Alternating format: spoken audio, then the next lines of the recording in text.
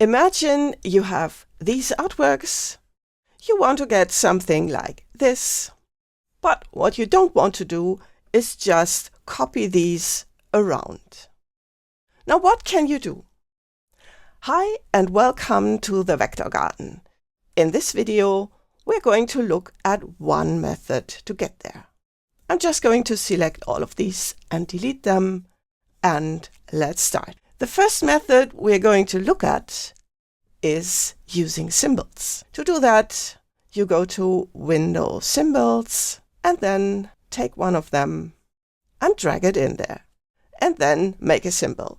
In this example, it's not important if this is a dynamic or a static symbol. Just go with that. And then I'm going to do the same with this one. Just drag it in there. Now, in order to get that field of grass, you take the symbol sprayer tool and then you can just spray them. I'm just going to do that like this. You select them like that and then you spray. And there are some options now. Let's double click this tool. Now you have seen that first Illustrator just sprayed them as they were. Let's turn on this to user defined.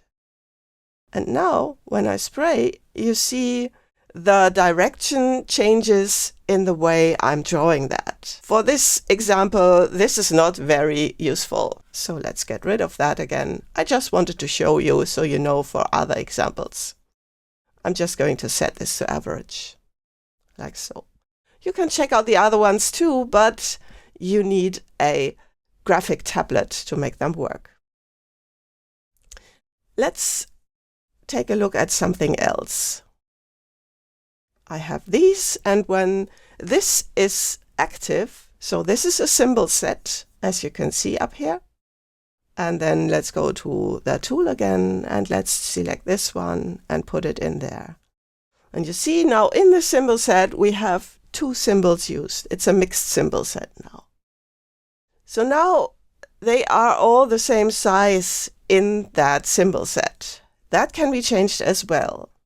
So here we have a couple of tools, and one of them is the symbol sizer tool.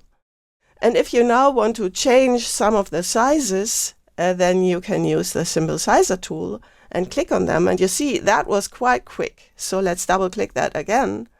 And let's set the intensity to something lower like this. And then when I do that, it happens not that fast.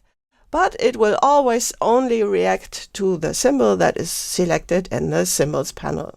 So if you want to change the size of the other ones, then you have to select that symbol first. You can also rotate them or stack them differently, and that's what you can do with symbols in this example.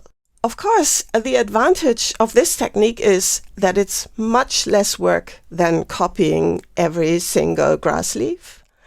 And another advantage is that you only have one object with this. Let's go to the Layers panel, and when we check it out here, then you see we have only the symbol sets that we created, this one and that one. So handling this in your artwork will be pretty simple, and it will not clutter your file. You will not have a lot of difficulties selecting them. Stay tuned for more methods of doing this job, so we can also compare them in the end.